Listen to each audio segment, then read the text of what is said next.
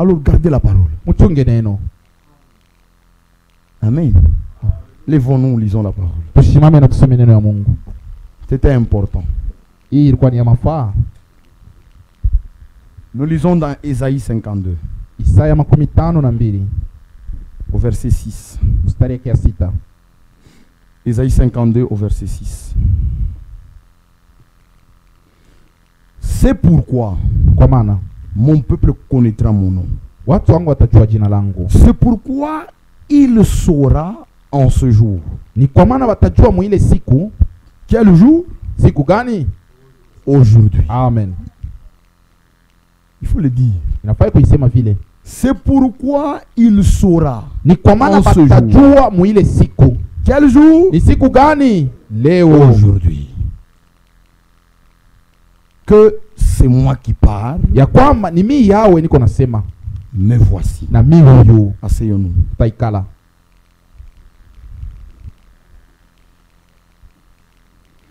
Dieu notre Père qui est aux cieux, Mungu baba yetu aliye juu mbinguni, au nom de ton Fils, notre Seigneur, mujina la mwana wako Bwana wetu, nous te disons merci ce matin tunasema tena asante asubuhi pour nous avoir appelés dans ta présence. juu ya kutuita mwepo wako. Quand tu rassembles ton peuple, Wakati unakusanisha watu wako, c'est pour leur faire entendre tes paroles. ni juu bashikie neno yako. Et ce matin, Na hii asubuhi nous sommes tous ensemble, shebote tuko pamoja assis kwenye kuikala dans le lieu céleste, pahali pa juu pour entendre tes paroles. juu ya kusikia neno yako. Parle avec nos cœurs. Sema na mioyo yetu, Enseigne à chacun de nous. fundisha kila mmoja wetu, Enseigne-nous à bien compter nos jours. utufundishe kubalula masiku yetu, Car le jour nous sont comptés. maana masiku iko nabaluliwa Le jour glorieux approche. na siku ya damani iko na kuya, Le jour de gloire siku ya utukufu où le Seigneur se tiendra dans les airs ule Bwana atasimama ewani et appellera na kuita tous ceux qui seront prêts. wale wote watakuwa tayari. Seuls ceux-là Paka tubale iront à sa rencontre dans les airs. ndio batenda kumlaki mawingu. Alors, nous voulons être de ceux-là qui seront prêts. Nasi tunapenda tuwe katikati ya benye watakuwa C'est la tayari. raison pour laquelle nous venons dans ta présence. Ndio kwa maana tuko na kwa mwepo wako. Permets notre Dieu Ruhusu wetu Mungu que tout ce qui sera dit, bale bote beko nafaa, que tout ce qui sera dit bote bile bitasemwa soit réellement ta parole. ipate kwa neno yako. Que cette parole qui sera prononcée Hii neno itanenwa puisse toucher nos cœurs. iguse mioyo yetu. Que cette parole qui sera Hii prononcée neno itanenwa puisse sanctifier nos vies. iachanishe maisha Que yetu na cette dunia. parole qui sera prononcée Hii neno itanenwa puisse sauver nos âmes. iokoe manafsi Que cette yetu. parole qui sera Hii neno prononcée itanenwa puisse nous apporter le son du Saint-Esprit. ituletee bitu ya Roho Mtakatifu Que nous puissions sortir de ta présence na tutoke mwepo wako en disant mkusema que réellement ya kweli hakika Dieu nous a parlé. Mungu alituzungumzia. Accorde le Père. Upate kuifanya Au nom Baba de Jésus-Christ le kwa jina la Seigneur. Yesu Kristo Bwana. Amen. Amen. Que Dieu vous bénisse. Depuis le mercredi, Tangu mkazi tatu nous parlons sur ces sujets bibliques. tuko nasema juu ya ikishina ya kibiblia. Aujourd'hui, Leo cette écriture hii andiko est accomplie. inatimilika. Et nous l'avons lu dans Luc. Tulisoma mkitabu ya Luka Pour ceux qui n'étaient pas là. juu ya bale balikuwa benye kulofa. Votre temps, le temps où je devais récapituler, Wakati mimi nitafuta kurutilia amo, nous l'avons pris pour exalter l'Église. tusha kuibeba juu ya kuonya kanisa. Alors, renseignez-vous sur Internet. Na mutafuata pa internet, Vous allez voir toutes les prédications. mutapata pa mahubiri yote. Il se rendit à Nazareth, Akaenda kule Nazareti. où il avait été élevé. Luc 4, verset 16. Luka sura ya 4 mstari 16. Kule alikomelea Et selon sa coutume, na kufuatana na desturi yake il entra dans la synagogue akaingia mwekalu le jour du sabbat. siku ya Sabato, Il s'éleva pour faire la lecture. akasimama juu ya kusoma, Et on lui remit le livre du prophète Ésaïe. na wakampatia kitabu ya nabii Isaya, L'ayant déroulé. akakifungula. Vous voyez, comme quand on parle de dérouler, Wakati wao wanasema kufungula, avant le livre, c'était de rouleaux. mbele kukuwa hii vitabu ilikuwa ni mapepa ya kukunja, Rouleaux comme ça. ilikuwa ni pepa washa kuikunja C'est hivi, comme ça qu'on faisait les livres. ni vile vitabu ilikuwa ya zamani. Alors, on écrivait à l'intérieur et à Sasa l'extérieur. balianza kuandika nje na ndani. C'est comme ça que l'on parle dans Apocalypse 5, Ndio vile Mfunuo sura ya 5 un livre écrit en dedans et au dehors. beko nasema kitabu ya kuandika nje na ndani. Ils étaient liés comme ça. Bilikuwa benye kukunja, On les roulait comme ça. bana kikunja mwile namuna Et on les scellait. na banafunga hapo nkamba. C'est ce qu'on appelait sceau. Ndio ile banaanza kuita muri, C'était une corde ni nkamba que l'on fermait. ile banaanza kufunga Et quand yo. vous lisez Apocalypse 5, Kama unasoma Ufunuo Apocalypse 4, 5 5, wala 5, ine, 5, Ufunuo ine, on parle d'un livre écrit au-dedans et au-dehors, Ufunuo sura ya 5 pia unasema juu kitabu kuandika nje na ndani, scellé de 7 sceaux. kenye kufungwa na miuri 7. C'était un livre Nilisema kitabu avec 7 cordes. na mankamba 7, On a déjà fermé 7 fois. basa kufunga tac, mara tac. 7 mankamba. C'était comme ça que les livres Ndo- étaient avant. Ndio vile vitabu vilikuwa yaka zamani, De rouleaux. ilikuwa ni bia Alors pour le livre, mapepa basa kuifunga il fallait les dérouler. kama unatafuta usome inafaa ukifungula ushungulushe.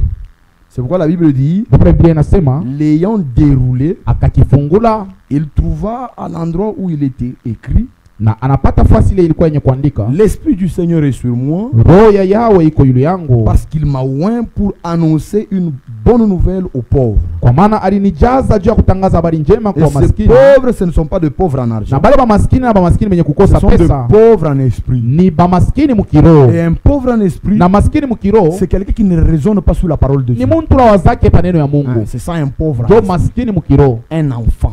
mtoto, Un enfant. mtoto. Quand le Seigneur dit, Kama Bwana Mungu anasema laissez les petits enfants venir à moi, acheni batoto kidogo baje car kwangu, le royaume de cieux est pour ceux qui les ressemblent. kwa maana ufalme wa mbingu ni wa bale na bafuanana. C'est-à-dire, le royaume de cieux est pour ceux qui ressemblent aux enfants. Ufalme wa mbingu ni wa bale banafuanana batoto. Comment sont les enfants? Batoto banekana namna kani? Ils ne raisonnent pas. Boa bawazake Ils croient dans tout ce que vous leur dites. beko na minia buchike bile unabambia. Si vous lui dites Kama unamwambia que c'est moi ton père mimi ndio babako, qui a écrit ce livre, bola aliandika hii kitabu, partout où il ira, fashi yote la tenda, et qu'il verra quelqu'un avec ce livre, anaona mtu na hii kitabu il va même le lui arracher. atamnyang'anya. Donne le livre de mon Hii ni père. kitabu ya papa. C'est comme ça qu'il y a un enfant. Ndio vile mtoto anikalaka. Alors le royaume de cieux Sasa ufalme wa est mbingu pour ceux qui ressemblent ni aux ya bale enfants. banafuanana batoto, Et ce sont ceux-là na bale qui sont pauvres en esprit. ndio beko ba maskini mukiro. Et même la révélation de Na mystère hata du royaume. ufunulo wa masiri, Ces choses ont été cachées aux sages ile bitu ilifichwa kumacho ya benye akima et aux intelligents. na baakili, Les riches en esprit. bale balikuwa batajiri mukiro, Ces gens qui aiment raisonner sur la bale parole. bantu wanapenda kuwaza yule ya neno, Ils veulent tout comprendre Wanapenda scientifiquement. kuelewa vyote kufuatana na elimu. Alors, ces choses du royaume Hivi vitu vya ufalme leur sont cachées. biko yangu bafichwa, Mais ces choses hivi vitu sont révélées aux biko enfants, yangu kufunuliwa kwa batoto à ceux qui ne raisonnent bala pas. bawazake lwabo. Quand vous lui dites que Jésus est Seigneur, Mwambie Yesu ni Bwana, c'est lui-même qui est Dieu. yeye ndio Mungu. Il ne va pas se demander, mais maintenant, dites-moi, Ashitajiuliza asema la voix qui parlait au ciel là, ile sauti ilikuwa nasema c'est la mbili, voix de qui? ni sauti ya nani? Il ne dira pas ça. Ashitasema Il bile, dira, c'est vrai, amen. yeye atasema amina, Amen. amina, C'est lui qui est Dieu. ni yeye ndio Amen. Mungu, analia amina. C'est comme ça qu'est un enfant. Ndio vile mtoto anikalaka. Alors le royaume de cieux Asa ufalme wa mbingu est pour ceux qui les ressemblent. ni habari banafanana na Alors la watoto. bonne nouvelle Asa habari njema a été adressée à ce moment-là. ilitangaziwa kuba benye kwa sabato. Il m'a envoyé alinituma pour guérir ceux qui ont le cœur brisé, juu ya kutunza benye kwa na moyo pour proclamer aux kuvunjika, captifs la na délivrance juu ya kutangaza uhuru kwa et aux wafungwa, aveugles le na recouvrement de la foi, vipofu bapate kuona, pour renvoyer libres les opprimés juu ya kufungula benye kwa chini ya et nira, pour publier une année de grâce du Seigneur. na juu ya kutangaza mwaka wa neema ya Nous Bwana. avons vu que cette année de Tuliona grâce, kusema hii mwaka ya neema c'est aujourd'hui. ni leo. Amen.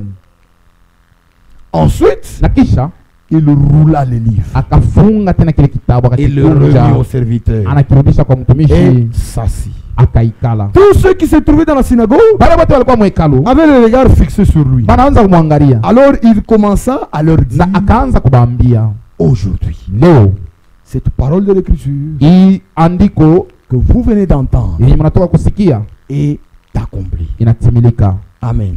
Amen.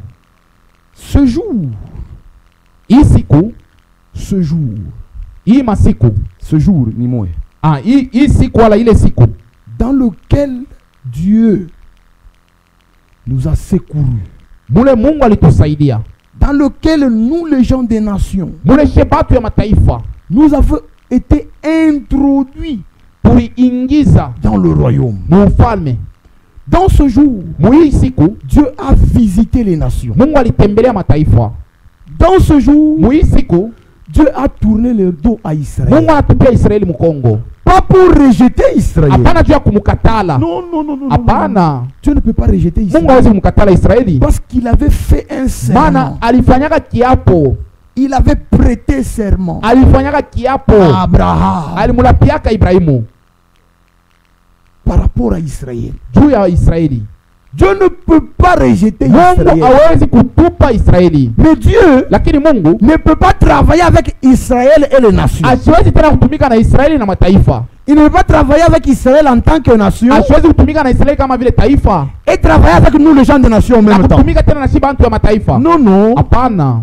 Dieu, dans son plan du salut, Mungu mumapu yake ya wokovu il a établi un plan pour Israël, alipanga mapu juu ya Israeli, un plan du salut pour Israël, mapu ya wokovu juu ya Israeli. qu'il a appelé lui-même Ile yeye mwenyewe aliita les 70 semaines de Daniel. ile majuma 17 ya Danieli. C'est le plan du salut de Dieu pour Israël. Ni ile ni mapu ya wokovu juu ya Israeli. Et il a établi aussi un plan du salut pour les gens des nations, Akatunga tena mapu ingine ya wokovu juu ya watu ya mataifa. que lui-même a appelé Ile yeye mwenyewe aliita les 7 âges de l'église. vizazi 7 ya kanisa.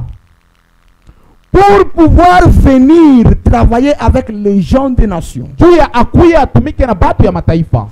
il devait d'abord laisser Israël. Ilipasa mbele amwache Israeli. Alors pour cela, Na juu ya ile il fallait qu'Israël soit aveuglé. ilifai mbele Israeli bamupofushe. Et cela s'est passé Na ile ilipitikana en ce jour. mwi siku ya leo, Dans le jour du salut. siku ya wokovu.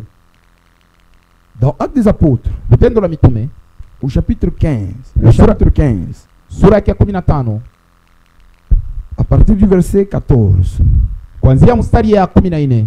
écoutez ce que l'Écriture dit. Sikieni ile andiko inasema. Simon a raconté comment Dieu a jeté. Écoutez comment il est dit. Sikieni vile andiko inasema. Simon Simoni a raconté anafasiria comment Dieu a d'abord namuna ile Mungu mbele jeté le regard sur les nations. aliangalia mataifa. C'est-à-dire Dieu a d'abord jeté le regard sur les Mungu nations aliangalia mbele mataifa pour choisir du milieu des juu nations ya kutafuta katikati ya mataifa un peuple. watu taifa moya Un peuple taifa moya qui porta son nom. ile itavala jina yake, Et ce peuple-là, na wale watu c'est l'église. wala ile taifa ni kanisa. Et avec cela, Na ile s'accordent les paroles des prophètes. inaambatana maneno ya manabii. Vous voyez? Amen. Il est question de ce qui est écrit. Ni mambo ya bile bisa kwa mapi. Il a choisi Alichakula parmi les nations. katikati ya mataifa, Il a jeté le regard anatupa macho parmi les nations mataifa, et a vu des hommes na anaona batu qui accepteraient sa parole. bale bataitikia neno yake, Il les a choisis anabachakula en Christ. ndani ya Kristo. Amen. Amen. Comme nous l'avons vu le vendredi, Sasa tuliona mkasitano tout ce que Dieu nous a accordé, nous gens des nations, yote vile Mungu alitupatia sie batu ya mataifa, il nous l'a accordé en Christ. alitupatia vyo ni ndani ya Kristo. Même le choix, Hata chaguo yenyewe, l'élection, chaguo ça a été fait en Christ. ilifaniwa ni ndani ya Kristo. C'est ce qui est écrit dans Éphésiens. Ndio ile Efeso anasema Le chapitre 1er, sura ya kwanza le verset 4. mstari ya 4, Parlons de Christ. Parlons de Christ. semeze juu ya Kristo. En lui, Ndani yake Dieu nous a élus Mungu alituchakula avant la fondation du monde mbele misingi ya dunia itiliwe, pour que nous soyons saints juu tuwe bakuachana na et watu wengine irrépréhensibles bila kemeo devant lui. mbele yake. Amen. Amen. Ce n'était pas un hasard. Haina kwa bule, Non. hapana. Pour vous, Juu yenu vous qui avez été appelés, mwe bale muliitiwa, sachez ceci, mjue hivi que Dieu vous a connus d'avance. ya kwamba Mungu alitanguliaka kumijua. Mais dites Amen. On ne dit pas que c'est le président qui vous a connu. Haina rais ule alimijua, Mais on dit que Dieu vous a connu d'avance. Mungu alitangulia kumijua.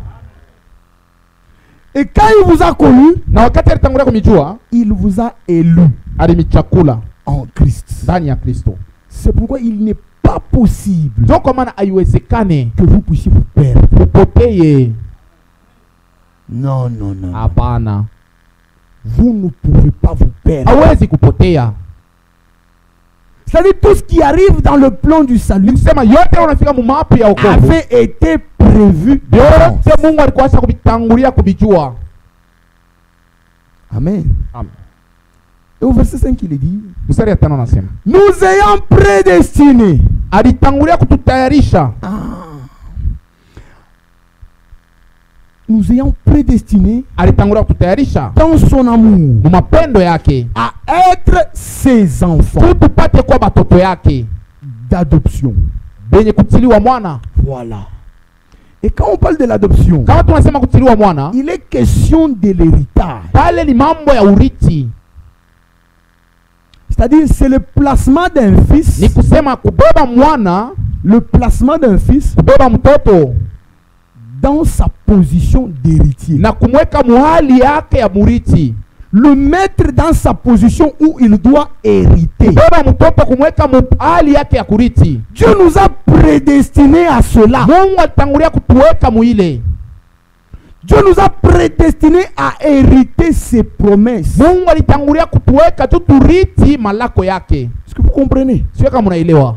Est-ce que vous comprenez? Eti mnaelewa? Dieu nous a prédestinés Mungu alitangulia kutuweka pour que nous puissions hériter ses tupate promesses. kurithi malako yake. C'est la raison pour laquelle il nous a prédestinés. Ndio sababu ile alitangulia kutuweka. Il ne nous a pas prédestinés pour un bon travail. Haina jua kusema tutumike mzuri ndio alitangulia kutuweka. Non, Hapana. il n'y a pas de travail de la destinée. Hakuna kazi la kusema Mungu alitangulia kuweka hapo. Dieu a destiné. Non, non. Mungu alijuaka ndio L'élection et la pale. prédestination, Kuchakula na kutangulia c'est kuweka par rapport au salut. ni mambo ya wokovu. Faut pas mettre ces, faut pas prendre ces prédications de Pentecôte. Musibebe ile mahubiri ya Pentecoste ile. Oh, le travail de ta destinée. Oh, kazi ile Mungu alikonaka Oh, mo. tel de ta destinée. Oh, bibi ile Mungu alikonaka naye. Ya kutayarisha. Ile Mungu alikutarishiyaka. Non, non. Quand Dieu était dans l'éternité, Wakati Mungu alikuwa mumilele, il concevait le plan du salut. alianza ni kutunga mapu ya wokovu. C'est bien appelé plan du Iko salut. naitiwa mapu ya wokovu. Pas plan de l'argent. Hapana mapu ya makuta. Non. Hapana. Ça, c'est une prédication des enfants. Ile ni mahubiri ya watoto kidogo wa Nous ne kukalaba. sommes pas des enfants. Sasa tuna watoto wa kukalaba. Nous sommes des aigles. Seye tuko bantai.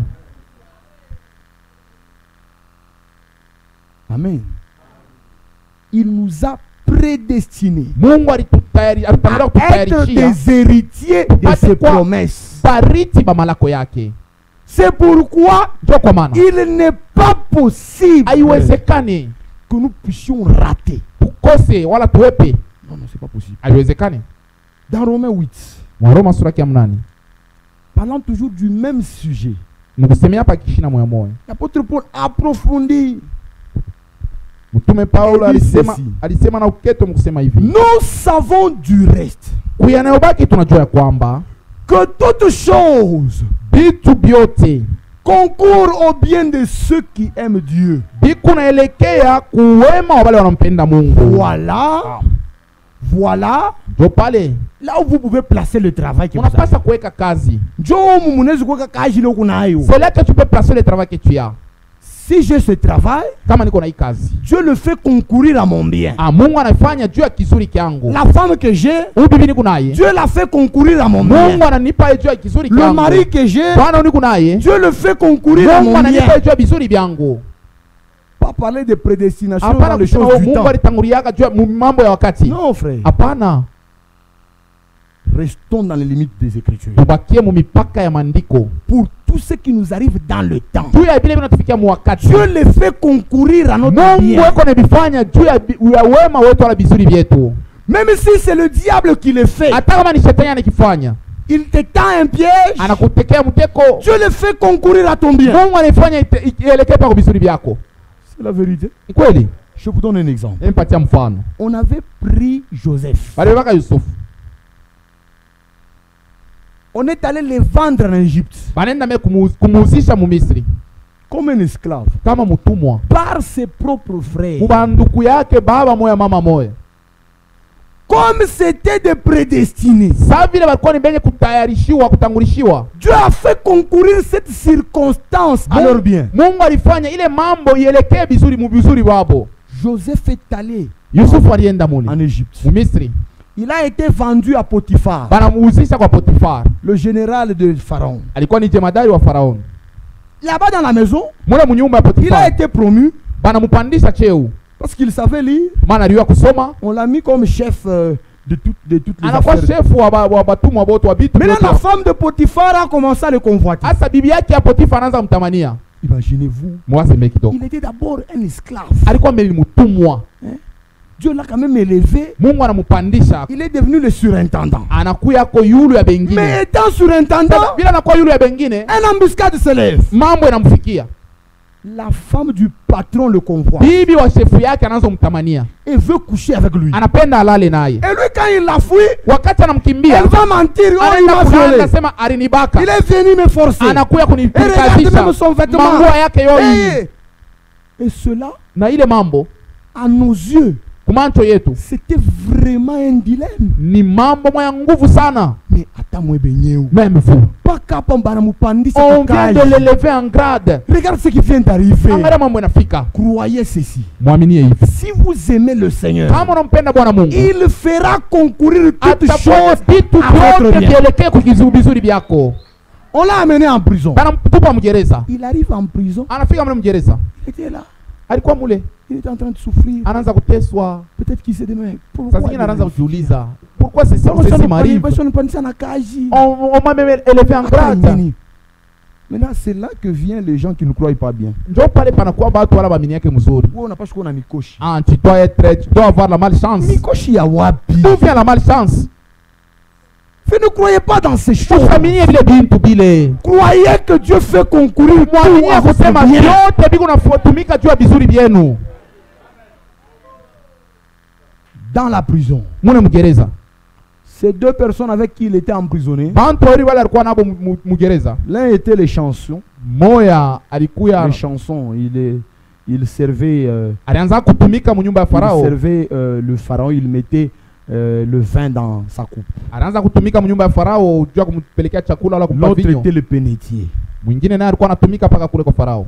Tous deux Bote bawili ont fait un songe la même nuit. banalota bushiku moya moya ile.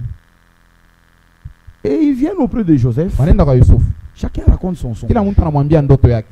Joseph a interprété le son de chacun. Yusufu anafasiria ndoto ya kila mtu. Toi, Sema wewe, ton songe veut dire kufuatana na ndoto que yako. le pharaon va te reprendre. Ah, wewe batakurudisha Tu mkaji. vas te le servir. Utaenda tena kutumika. Toi, Wewe kufuatana na ndoto yako. malheureusement, ton songe veut dire Ndoto yako inasema que tu seras pendu. batakutunjika Et ces choses na ile bintu se sont accomplies comme il l'a dit. inafanishika vile alibisema. Quand on a pris celui qu'on a élevé par le pharaon, Ule banabeba ule barinua kwa Farao.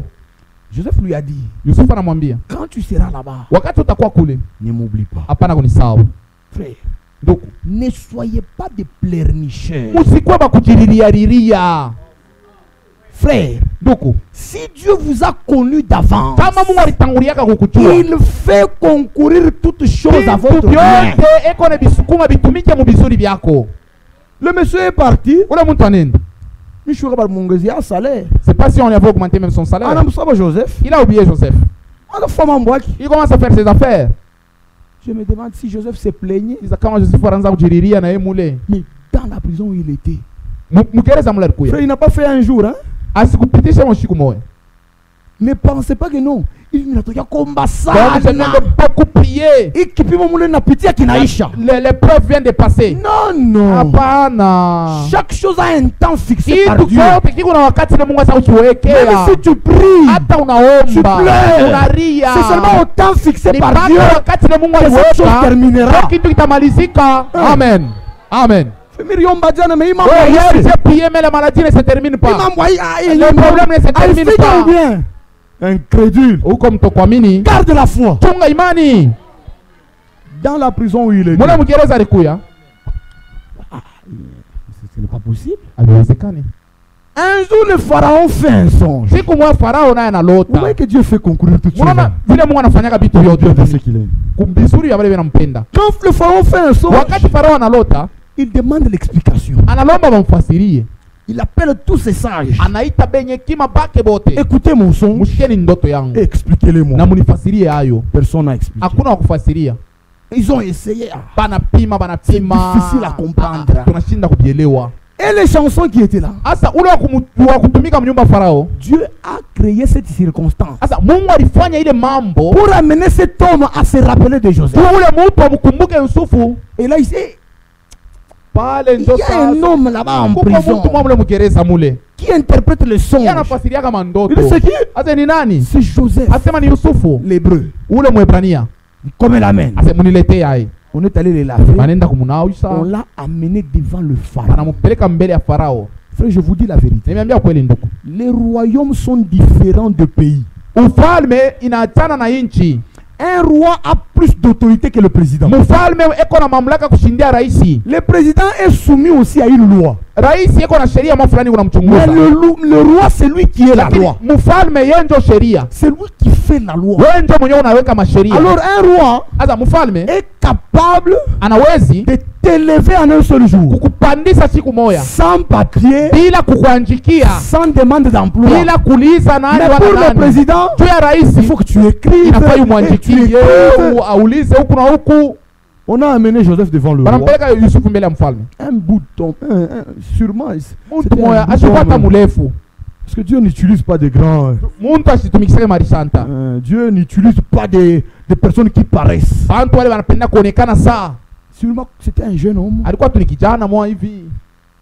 Il venait de la prison, il avait sûrement la barbe. Toka beaucoup de barbe. Mugereza alikuwa na mandevu manywele mingi. Sûrement le pharaon le regardait avec Farao mépris. anamwangalia.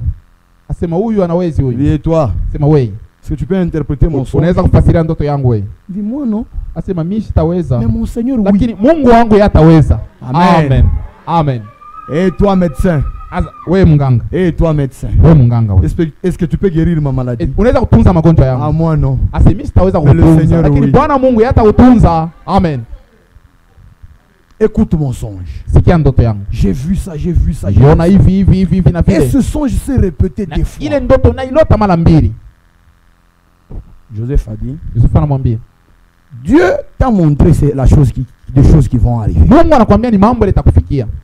Et William Branham dit, Na William Branham anasema, pour qu'un prophète puisse interpréter le songe, unabii atafsiri ndoto, il faut que lui-même puisse d'abord le voir, inafaa yeye mwenyewe mbele aione na ile ndoto. qu'il voie le songe. Aone na ile ndoto ile. Puis il peut en donner Na l'interprétation. kisha ndio anaweza sasa kutafsiri. Joseph avait déjà vu ce songe. Yusufu alikuwa sasa kuona ile ndoto. Alors il arrive devant le pharaon. Anafika mbele ya Farao. Il pouvait aussi faire la démonstration de Daniel. Na yeye aliweza kufanya sasa vile Danieli Il alifanya. était capable, Alikuwa na ile uwezo, mais il ne l'a pas fait seul. lakini asikuifanya.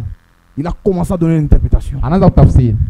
Le pharaon s'est étonné. Farao anashangaa.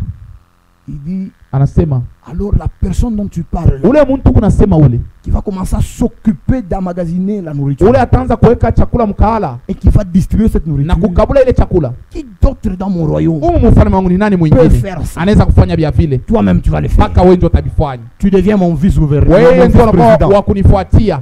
Frère, Ndugu, de la prison Mgereza au vice-président. mula alikuwa analala chini, mahala moja anapanda na kuwa rais wa pili. Ah mais tu l'as bien dit.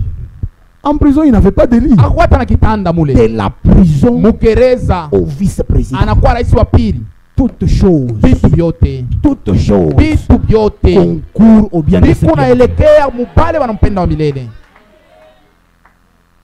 et ses frères Na bandugu yake qu'il avait vendu bale balimuuzishaka, l'avaient sûrement déjà oublié. bali wasa musahau. Dans l'ancien temps, Zamani lorsque la famine battait le plein, kama njala inaanza, l'Égypte a joué un grand rôle en ce temps-là. Misri ilifanya kazi munene sana mwile wakati. Tout le monde allait en Égypte. Bantu wote Pour se walianza ressourcer. kwenda mu Misri juu ya kuuza chakula.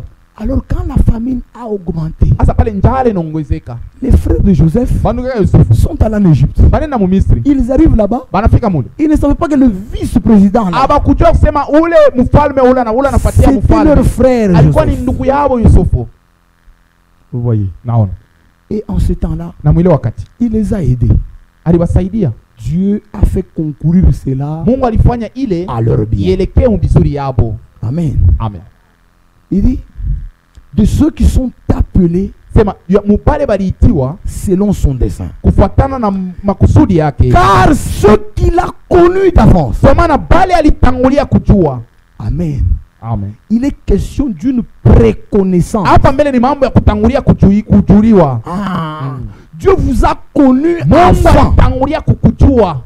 avant même qu'Abraham ne soit. Mbele Ibrahimu aweko. Avant qu'Adam ne puisse tomber dans le péché. Avant que la terre soit. Avant que les anges soient créés. Bien avant la fondation du monde. Dieu t'avait connu. Et t'a choisi. Et il t'a prédestiné à être héritier de chaque promesse. Alors ne te dispute pas avec le diable sur une promesse. Non frère. Quand j'arrive dans ma parcelle, je trouve que quelqu'un a déjà construit son kiosque là-bas. Si tu as discuté avec lui, j'irai prendre les marteaux-masses et je vais venir détruire cela. La maladie n'est pas votre promesse. Non. Vous, votre promesse, c'est la guérison. Dieu ne nous a pas promis la maladie. Alors, étant héritier de la guérison, si tu trouves que le diable est venu mettre l'hémorroïde dans ta santé, ne te dispute pas avec lui. Va chercher le marteau. Et le marteau, c'est la parole. Amen. Viens détruire cela. Au nom de Jésus. Et ça s'anira. Amen. Amen. C'est la vérité. Amen. Lisons l'écriture. Ce qu'il a connu d'avance, il les a aussi prédestinés. Prédestinés à quoi? À être semblable à l'image de son fils, afin que le fils fût le premier-né entre plusieurs frères. Amen. Amen. Voilà. Amen. Dieu vous a prédestiné à être semblable à l'image de Jésus-Christ. Ça veut dire quoi?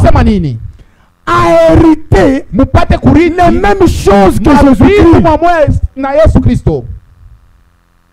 Et toujours dans Romains 8 ici, au verset 17. Écoutez ce qui est écrit.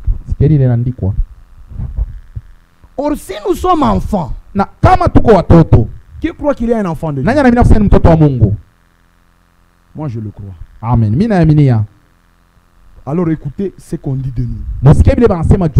Or si nous sommes enfants, nous sommes aussi héritiers. Amen. Nous héritons quoi? Les promesses. Quand? Leo. Amen. Amen. C'est la vérité. Si nous sommes enfants, nous sommes aussi héritiers. Héritiers de qui? De Dieu.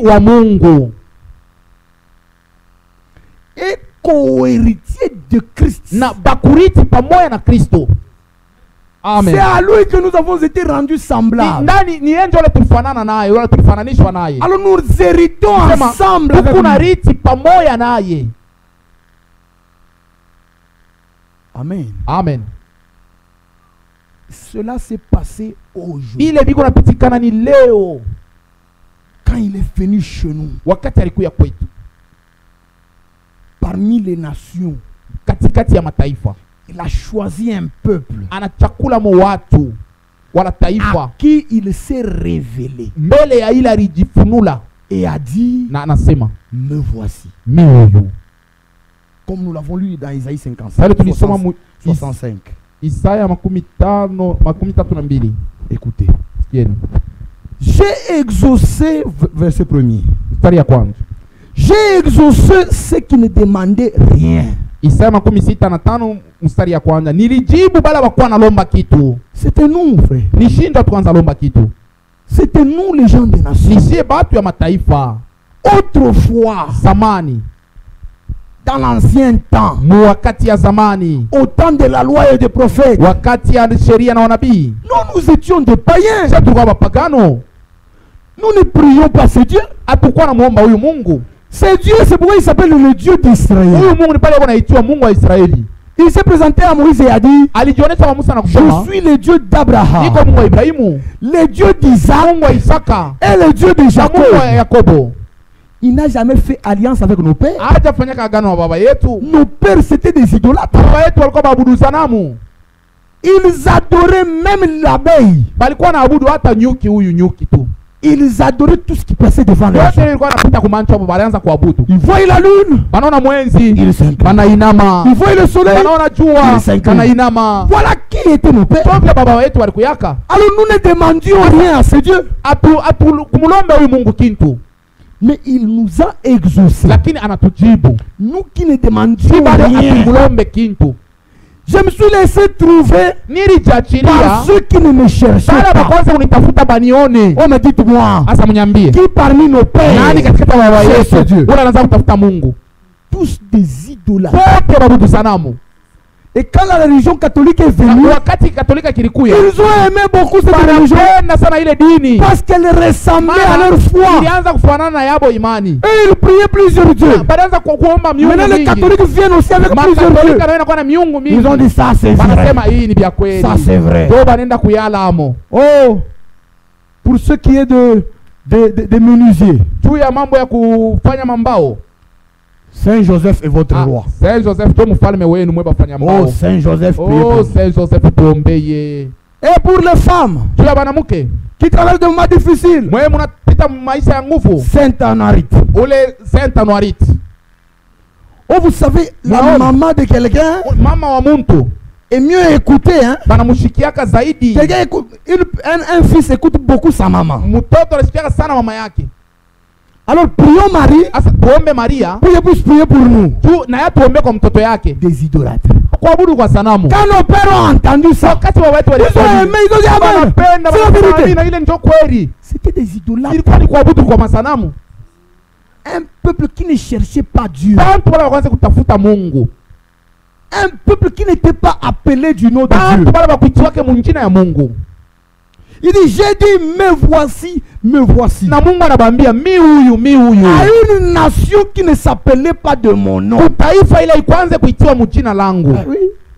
C'est comme ça qu'on nous appelle. Amen. Des Kasaïens. Oh, Baki Kasaï. Oui, c'est comme ça qu'on nous appelle. Oh, nous les Kasaïens. On t'avoue. Aïe aïe non. On t'avoue. Aïe aïe non. Oh, vous allez rentrer chez vous. Nous les Katangé. Aïe aïe. On t'avoue. Amen. Nous ne sommes pas les Katangé. Nous ne sommes pas les Kasaïens. Nous ne sommes pas les Baluba. Nous ne sommes pas les Congolais. Nous portons le nom de Dieu. Nous sommes les chrétiens. Amen. Amen. Nous l'avons lu dans Acte 4, dans Acte 15. Il a choisi d'humilier des nations un peuple qui porte son nom. Nous portons le nom de Dieu. Le nom du Seigneur Jésus-Christ. Son nom était Jésus. Quand Dieu l'a oint, il est devenu Jésus loin. Jésus-Christ. Christ là. C'est loin. Jésus le oint. Mais moi je suis Pierre. Dieu m'a oint. Je suis Pierre oint. Mais c'est la vérité. Je porte le nom de Dieu. Si toi tu es Kasaïen, tant mieux. Tu vas rester avec ta terre. Nous irons chez nous. Et nous te trouvons dans un groupe tribaliste. Et tu viens, mon frère. Non, trouve un autre mot. Trouve un autre mot pour ma part. Je ne suis pas tribaliste. Toi, tu es tribaliste, tu m'appelles moi ton frère. Moi, je suis le frère de Jésus. Alors, si toi aussi tu es frère de Jésus, tu n'es pas louba. Tu es chrétien. Amen. Amen. Il dit, j'ai dit, me voici, à une nation qui ne s'appelait pas de mon nom. Amen. Et maintenant pour parler d'Israël, au verset 2 il dit, j'ai tendu mes mains tous les jours vers un peuple rebelle qui marche dans une foi mauvaise au gré de ses pensées. Là il parle d'Israël. Quand il parle de nation, il dit un peuple qui ne s'appelait pas de mon nom. Quand Jésus est venu, il est venu aussi chez nous. Et dans Jean chapitre 1, Jean chapitre 1, à partir du verset 11, on parle de la parole qui est la lumière, en elle, en qui il y a la vie. Écoutez, il dit au verset 10, elle est venue dans le monde. Quand? Amen. Nous l'avons lu dans Hébreux 1 verset 5. Ce jour d'aujourd'hui a été introduit par la naissance de Jésus. Amen. Ce jour d'aujourd'hui qui est la fin des temps, qui sont les derniers jours, le 2000 ans et le 2000 ans,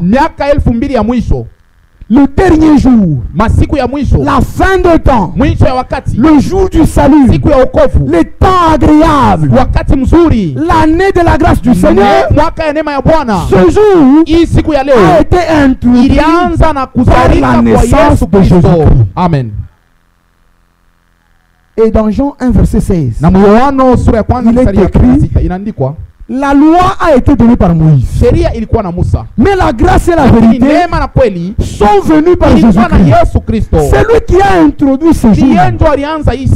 Alors, au verset 10, il dit, elle était dans le monde, et le monde a été fait par elle. Et le monde ne l'a point connue. Elle est venue chez le sien, les Juifs, Israël.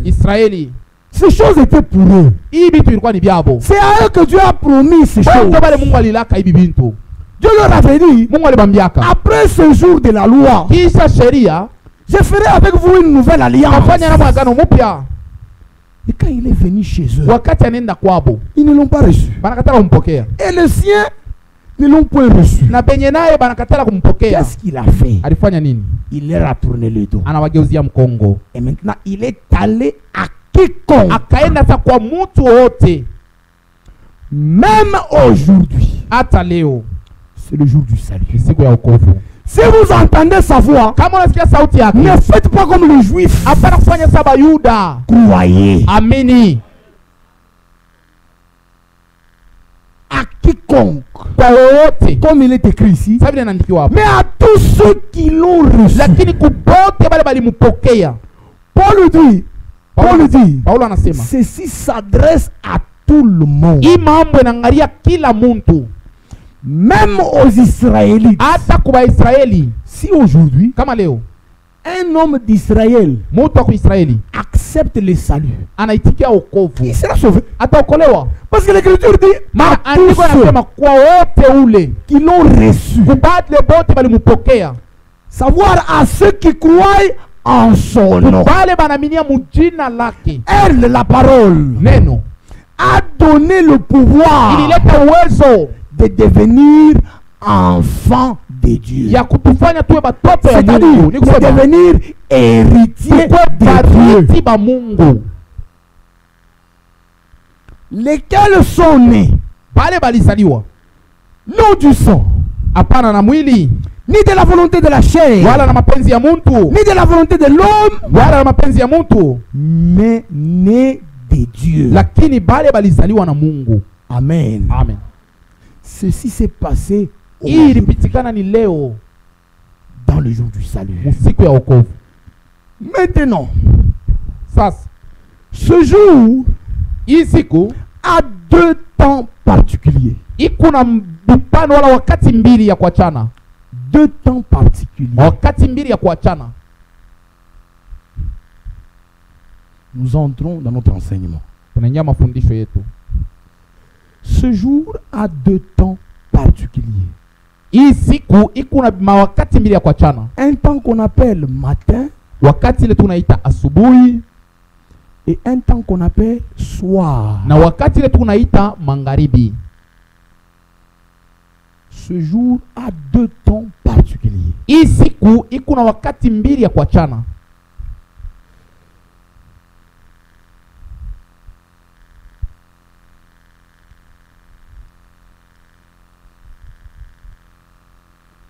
Il a deux temps particuliers. Wakati mbili ya kuachana.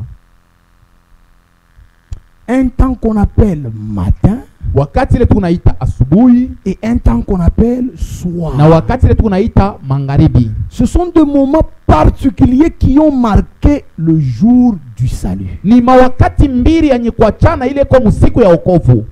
Amen. Amen.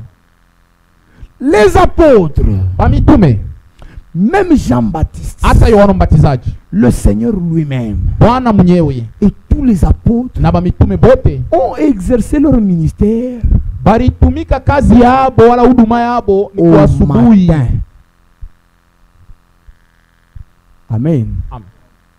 C'est-à-dire au commencement du jour du salut. Kusema kumwanzo ya siku ya wokovu. Et qu'est-ce qui s'est passé là-bas? Na nini ilipitikana kule? Ils ont mis la fondation. Baliweka musingi. Ils ont placé des fondements. Baliweka musingi. Des fondements de l'église. Musingi ya kanisa. Comme Paul le dit. Ça le Paulo konaisema. Dans 1 Corinthiens. Wa Korinto wa kwanza. Au chapitre 3. Sura ya 3. Le verset 10. Mstari ya 10. Selon la grâce de Dieu qui m'a été donnée, j'ai posé le fondement. Niliweka musingi. Comme un sage architecte. Kama vile mfundi mwenye kubijua. Et un autre bâtit dessus. Na mwingine atajenga yulu. Mais que chacun prenne garde à la manière dont il bâtit dessus. Lakini kila mjengaji asopoke munamuna yako na jenga yulu. À savoir, nakujua, quand vous bâtissez sur ce fondement, wakati unajenga yule ile msingi, tâchez de rester sur le plan. Bakia paka mumapu ile kwa msingi. N'allez pas au-delà du plan. Apana kutambuka mapu. Vous allez vous retrouver en dehors de la présence de Dieu. Utajikuta nje ya uwepo wa Mungu. C'était le temps de fondement. Ilikuwa ni wakati ya msingi. Tout ce qui devait se passer dans l'église yote ilipata kupitia mkanisa a été enseigné par les apôtres. Ilifundishwa na wamitume. La manière dont on doit baptiser, namuna ya kubatiza, c'est les apôtres qui l'ont enseigné. Wamitume ndio walifundisha. Alors quiconque wowote ule s'est fait baptiser balimubatiza d'une autre manière namuna ingine que celle laissée par les apôtres n'est pas dans le plan. Ule asina mumapi. Comment les apôtres baptisaient? Wamitume walikuwa baptiza namuna kani? Actes des apôtres chapitre 2, le verset 38. Au nom du Seigneur Jésus. Tout autre baptême en un autre nom n'est pas le baptême biblique. Dans Matthieu 28, 19. Quand Jésus parlait de l'ordre du baptême, ce n'est pas à toi qu'il parle. Il ne parlait pas au pape. Ce n'est pas aux catholiques qu'il parle. Il parlait aux 11 qui étaient là. C'est à eux qu'il s'adressait. Si vous lisez déjà dans Jean 17, dans la prière sacerdotale, Jésus dit, je leur ai montré ton nom. Il connaissait le nom de Dieu. Alors quand il leur a dit, allez partout le monde, faites de toutes les nations des disciples. Les baptisants dans le nom. Eux connaissaient le nom parce qu'il leur avait déjà révélé ce nom. Amen. Amen. Lisons cela. C'était le commencement. Le commencement.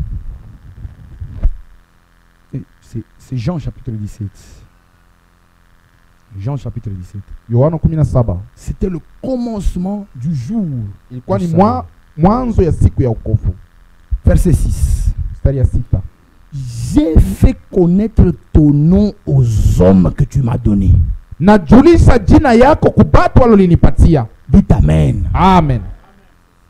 Parce que dans ce temps, le Seigneur est venu se présenter et a dit, me voici. Comme nous l'avons lu dans Ésaïe 52. En ce jour, quel jour? Amen. Quel jour? Léo. Quel jour? Il a dit en ce jour, mon peuple connaîtra mon nom. Alors quand ce jour-là est venu, il est venu faire connaître son nom. Et ici il dit, j'ai fait connaître ton nom aux hommes que tu m'as donnés. En ce jour, mon peuple connaîtra mon nom. C'est le nom de Dieu. Et il dit, je suis venu au nom de mon Père. Amen. C'est un indice qu'il nous donne. Le nom du Fils, c'était Jésus. Et là, le Fils vous dit, j'ai fait connaître ton nom aux hommes que tu m'as donnés. Amen. C'est simple. Il dit d'être venu au nom du Père. Et lui-même le Fils qui porte le nom du Père s'appelle Jésus. Maintenant le nom du Père c'est qui? Répondez. Comment s'appelle le Père? Comment s'appelle le Père? Jésus. Viens mon frère. Viens. Celui-ci c'est mon fils. Moi je suis Pierre. Je l'envoie. Je dis, porte mon nom. Et va faire connaître à ces gens mon nom. Quand il ira, il portera quel nom? Alors mon nom c'est qui? Le nom qu'il porte? C'était simple. Alors quand il leur disait, allez par tout le monde, faites de toutes les nations des disciples, les baptisants au nom, oh non, ce nom-là, c'est le nom du Père. Ce nom-là, c'est le nom du Fils. Ce nom-là, c'est le nom du Saint-Esprit. C'est quel nom? Le Seigneur Jésus-Christ. Les apôtres ont compris. Alors le jour du baptême, le jour de la Pentecôte, Pierre a dit que chacun de vous soit baptisé au nom de Jésus-Christ à cause du pardon de vos péchés. C'était simple. Alors quiconque s'est fait baptiser autrement n'est pas dans le plan. Amen. Amen. C'était autant de fondements. Amen. C'était au temps de ilikuwa ni wakati ya misingi. Et Paul dit, j'ai posé Paulo anasema fondement niliweka misingi comme un sage architecte. Kama vile mfundi mwenye kubijua. Verset 11, 1 Corinthiens 3. Car personne ne peut poser un autre fondement mstari ya 11 asema kwa maana hakuna ule que celui qui a été posé nje ya ile iliwekewa. Frère, nous sommes au temps de la révélation du nom de Dieu. Huku wakati ya ufunulo ya jina la Mungu. Parce que nous l'avons lu. Lisons-le encore pour ceux qui ont oublié. Ésaïe 52. Notre écriture de base. C'est pourquoi mon peuple connaîtra mon nom. C'est pourquoi il saura en ce jour. Quel jour? Aujourd'hui. Il saura en ce jour que c'est moi qui parle et qui dit me voici. Quand il vient parler, il révèle son nom. C'est ça. Et Paul s'est retrouvé dans la même circonstance sur le chemin de Damas. La colonne de feu qui conduisait Israël lui est apparue. Il est tombé par terre. Et une voix est sortie de cette colonne de feu. Parce que le Seigneur était dans cette colonne de feu.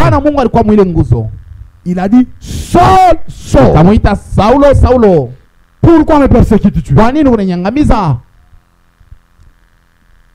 Paul ne comprenait rien.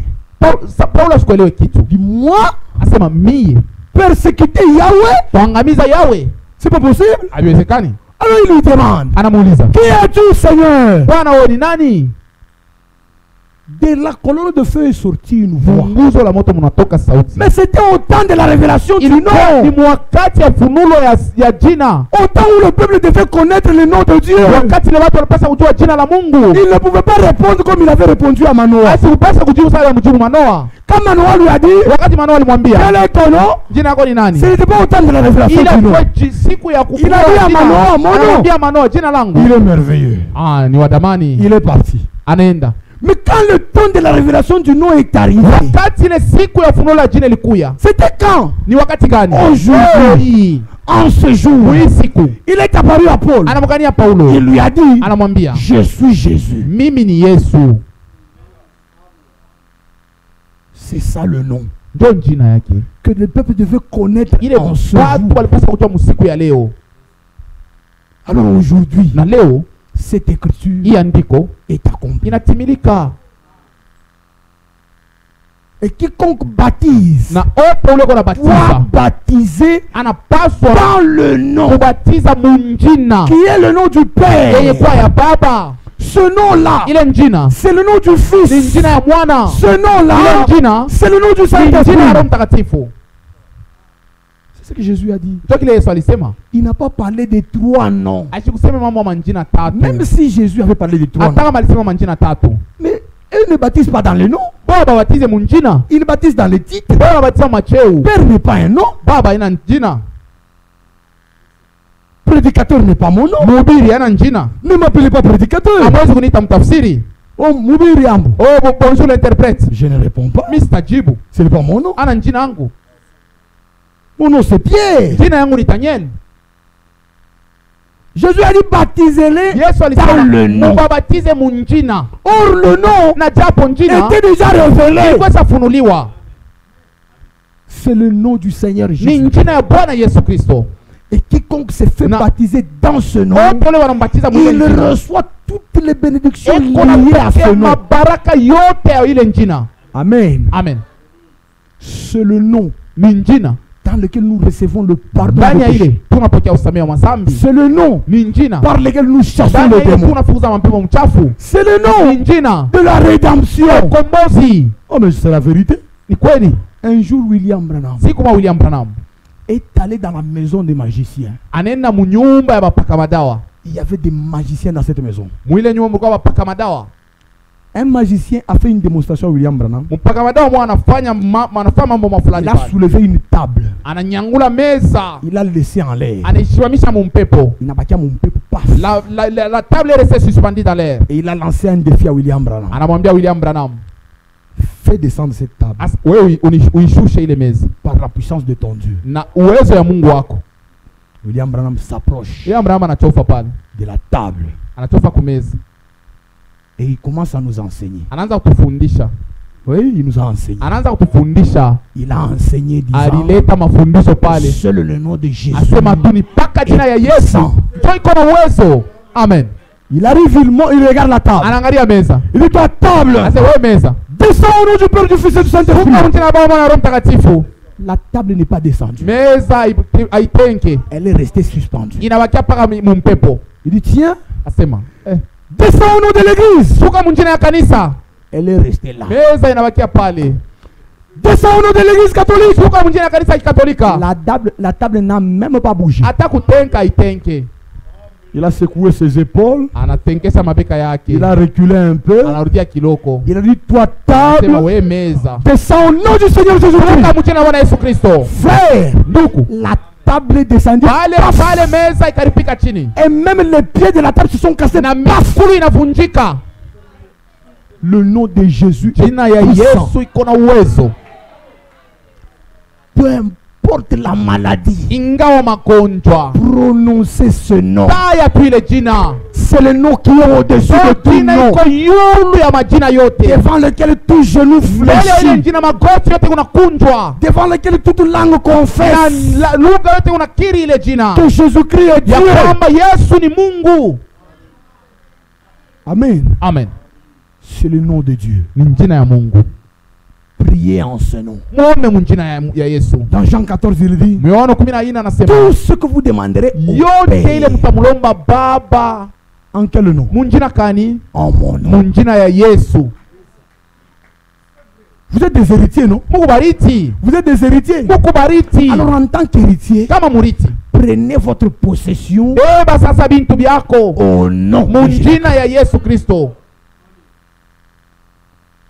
C'était le temps de fondement. Au matin, on a enseigné comment devait se célébrer la Sainte Seine. Que ce n'était pas un repas que l'on prenait pendant la journée. Non. C'est un repas que l'on prenait le soir. C'est pourquoi dans 1 Corinthiens 11, l'apôtre Paul dit ceci. Frère, par méchanceté, le diable a arraché à l'église tout ce que Dieu lui a donné. Il a arraché à l'église les baptêmes. Au nom du Seigneur Jésus, pour nous donner un baptême dans les titres. Il a arraché la vraie célébration de la Sainte Seine pour donner au peuple des Eucharisties.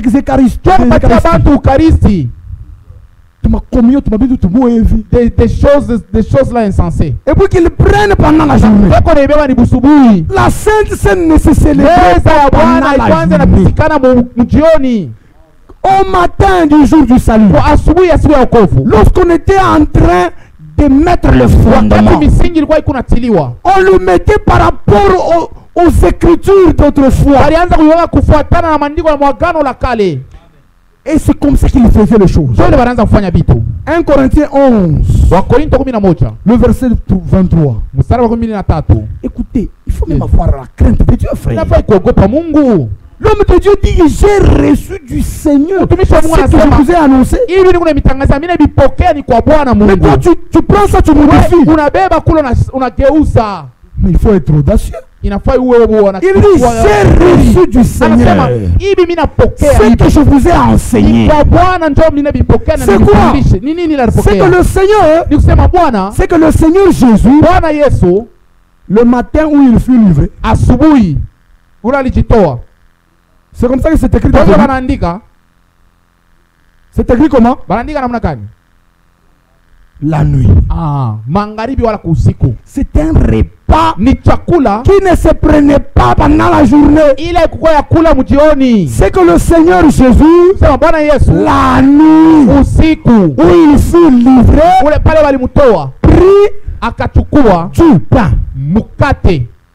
Pas des pains. Du pain.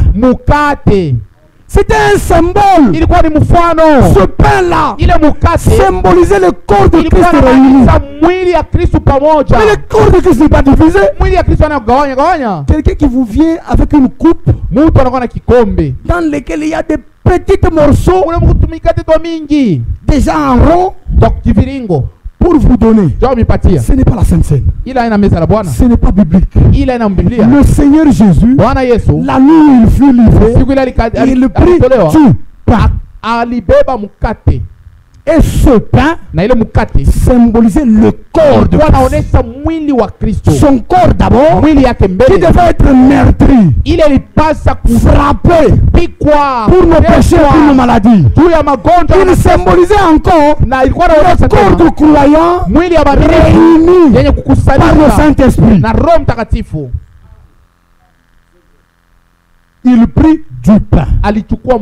C'est pourquoi, mes frères, je m'adresse à vous, le responsable. Vous êtes une petite église. Quand vous voulez faire la Sainte Seine, prenez un pain.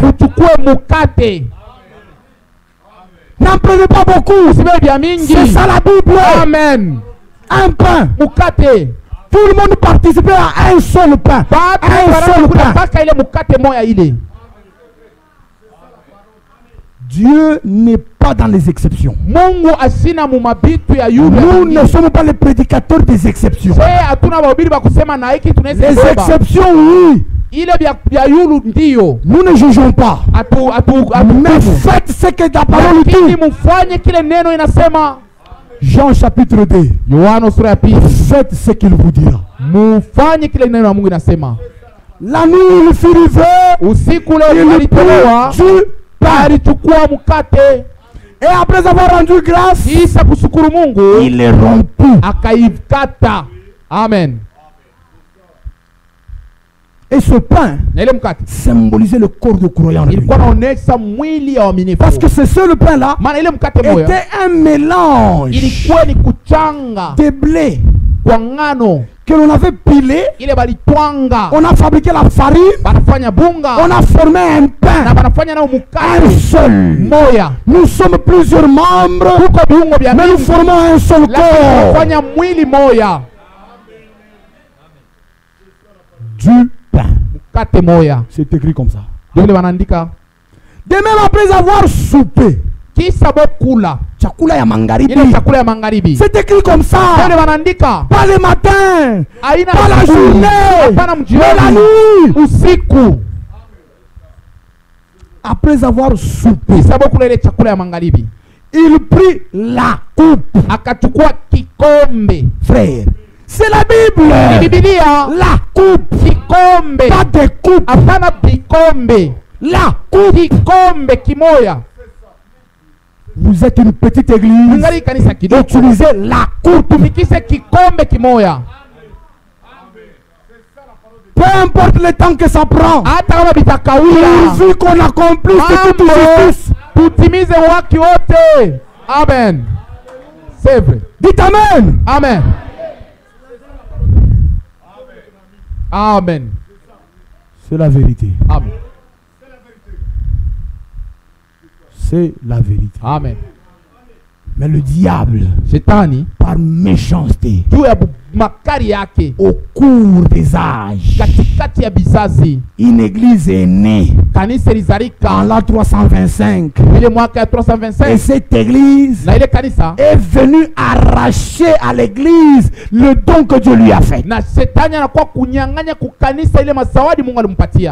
Dieu a établi 5 ministères au commencement du jour du salut. Il a établi 5 seulement. Les apôtres, les prophètes, les docteurs, les évangélistes et les bergers. 5 ministères qui devaient travailler dans le corps de Christ. qui devait visiter les assemblées locales. Ces ministères ne se limitaient pas à une seule assemblée locale. Ils allaient partout, il y a des assemblées locales. Ils prêchaient la parole. 5 seulement. Et dans une assemblée locale, Dieu a placé 2 ministères. Il a placé les anciens, secondés de diacres. Amen. Dieu n'a pas mis les messieurs l'abbé. Dieu n'a pas mis des archevêques. Dieu n'a pas mis des bishops. Dieu n'a pas mis des archbishops. C'est le diable. Amen. C'est le diable. Il a glissé ces choses dans l'église. Et tout ce qui était au commencement a disparu. Et l'esprit ne veut nulle part où se reposer. L'esprit ne se repose que sur la parole. Quand la parole a été arrachée à l'église, l'esprit est partout. Oui. Si vous introduisez dans l'église des choses qui ne sont pas la parole, l'esprit s'envole. William Branham, le prophète de l'âge, il a prêché un sermon intitulé La colombe et l'agneau. L'agneau et la colombe. Il a dit l'agneau, c'est la nature la plus douce dans les animaux. Et quand Dieu voulait représenter son fils bien-aimé, il l'a représenté comme un agneau. Le fils qui était la parole faite chair a été représenté par un agneau. Et lorsque Dieu voulait représenter le Saint-Esprit, il l'a représenté par la colombe. Et le prophète dit que la colombe ne se pose que sur un agneau. Le Saint-Esprit ne se pose que sur la parole. Quand ce n'est plus un agneau et que ça devient un ours, un loup, la colombe s'envole. Si vous voulez chasser le Saint-Esprit de votre église, laissez la mondanité entrer. Laissez le prédicateur adultère prêcher. Vous verrez. Les soeurs vont commencer à couper les cheveux ici. Les frères vont commencer à se faire tresser ici. Les frères vont commencer à enceinter les soeurs. Les soeurs vont commencer à courtiser les frères. Pourquoi la colombe s'est enfuie? Gardez la parole. L'Esprit de Dieu ne suit que la parole. Là où va la parole, l'Esprit est là. Et Jésus a dit, la parole est esprit et vie. Au commencement, quand Dieu créé, la Bible dit que la parole, la Bible dit ceci, que l'Esprit de Dieu se mouvait au-dessus des eaux. Et Dieu parlait. Il parle, l'Esprit crée. Dieu parle, l'Esprit donne la vie. Dieu parle, l'Esprit donne la vie. Parole, Esprit. Parole, Esprit. Même dans la rédemption, quand Jésus voulait naître, l'ange est venu. Il a parlé. Il a parlé. Marie a cru. L'Esprit est venu. Jésus est né.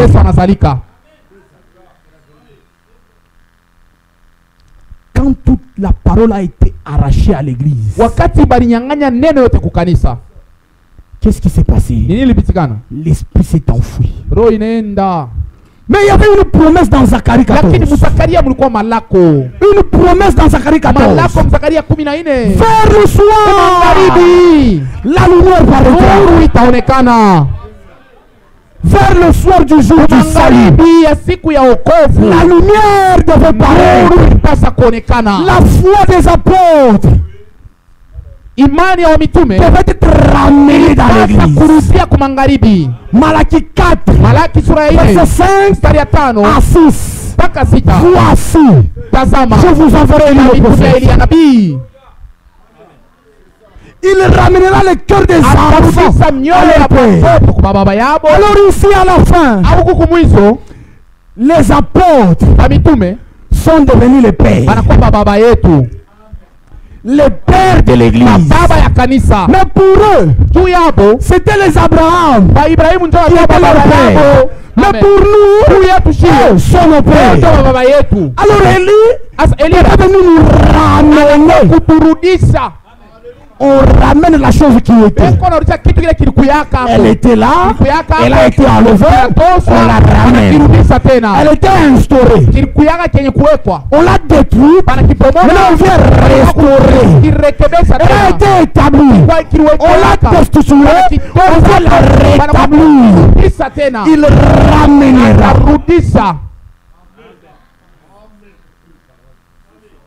Amen.